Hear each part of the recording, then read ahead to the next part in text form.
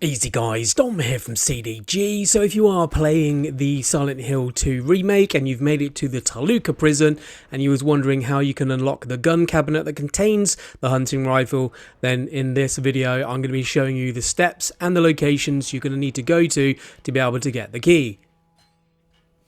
So first things first, let's take a look at the map. So here we are then in the armory, and the first port of call is going to be in the chapel, and that's literally just right next to where we are. So if we just head out of the door of the armory and turn right, we can see the chapel straight in front of us.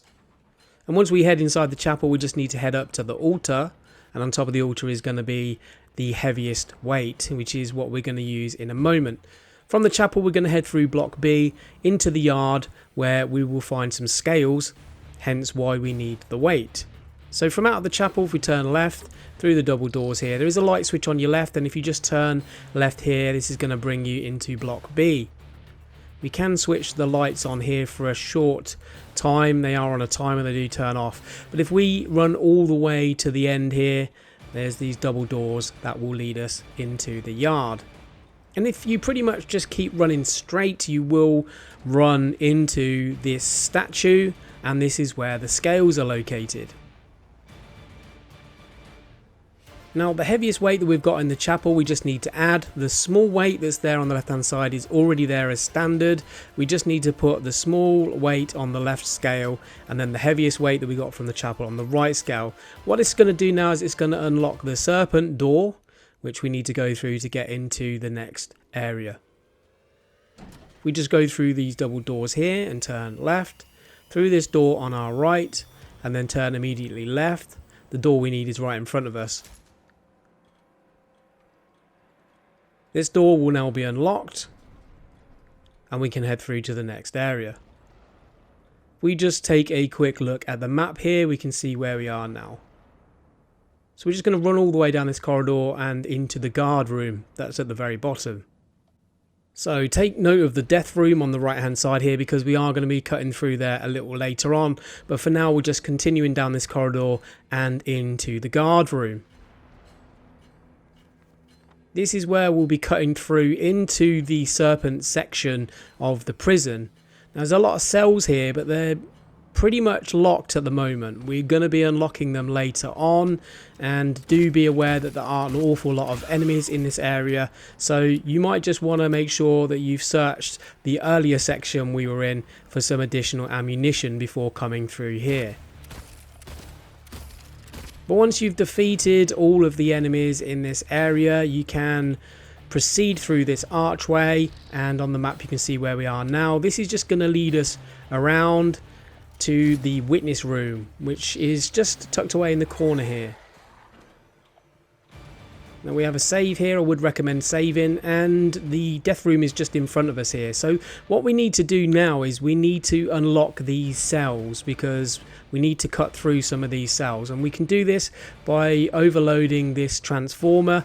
All you have to do with this is just get all of those orange switches facing upwards, and for the needle in the dial to be in the red. Once we've got all those orange switches facing up, we can then just switch the transformer on, and this is going to overload the system.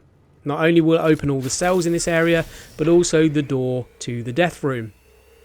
You might as well pick up the weight that's on the chair here, because you will need that later on to open up one of the other doors.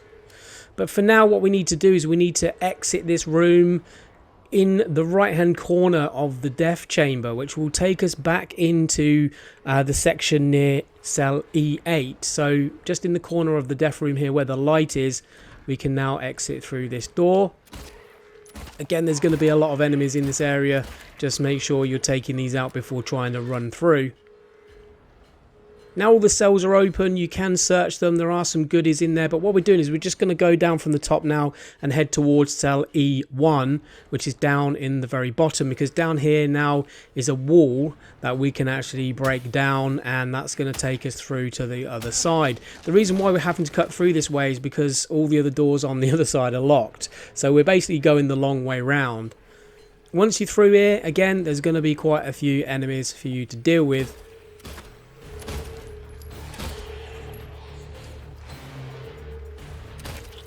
However, although there are a lot of enemies in this area, there's also a lot of ammunition in the cells. So again, make sure you're checking them for the ammunition that's tucked away.